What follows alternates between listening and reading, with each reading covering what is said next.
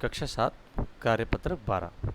प्यारे बच्चों, अब तक आपने दादी माँ के बारे में बहुत कुछ जान लिया कि वो स्नेह की मूर्ति थी, वो लेखक से बहुत प्रेम किया करती थी।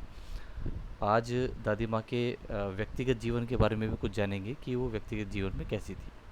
तो लेखक बताते हैं कि स्नेह और ममता की मूर्ति दादी माँ की एक एक बात आज कैसी कैसी मालूम होती है। परिस्थितियों का वात्या चक्र जीवन को सूखे पत्ते सा कैसे नचाता है। वात्या चक्र मतलब तूफान।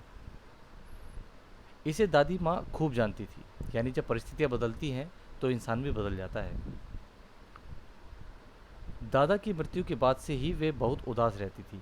संसार उन्हें धोखे की टट्टी मालूम होता था। कहने का मतलब है कि संसार, अब उन्हें लगता था कि संसार में सभी धोखा देते हैं। ऐसा क्यों है, उसके बारे में जानते हैं। दादा ने उन्हें स्वयं जो धोखा दिया था, वे सदा उन्हें आगे भेजकर अपने पीछे जाने की झूठी बात कहा करते थे।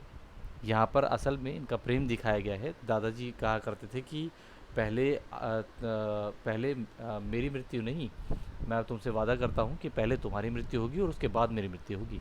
लेकिन यहाँ पर देखा गया कि दादाजी की मृत्यु पहले हो गई। तो दादी को लगा कि ये भी एक तरह का धोखा है, कि क्योंकि दादाजी ने एक वादा किया था कि पहले दादी माँ जाएंगी, उसके बाद दादाजी जाएंगे। इसके अलावा भी लोगों ने कैसे कैसे धोखे दिए, इसके बारे में जानते हैं। दादा की मृत्यु के बाद कुकुर मुत्ते की तरह बढ़ने वाले, मुंह में राम बगल में छुरी वाले दोस्तों की शुभचिंता ने स्थिति को और डामाडोल बना दिया। दादा की श्राद्ध में दादी माँ के मना करने पर भी पिताजी ने जो अतुल संपत्ति व्यय की, वह घर की तो थी नहीं। यहाँ पर बताया गया है कि जब दादाजी की मृत्यु हो गई तो उसके बाद जो श्राद्ध हुआ, श्राद्ध के अंदर लेखक के पिताजी ने बहुत सारी संपत्ति व्यय की।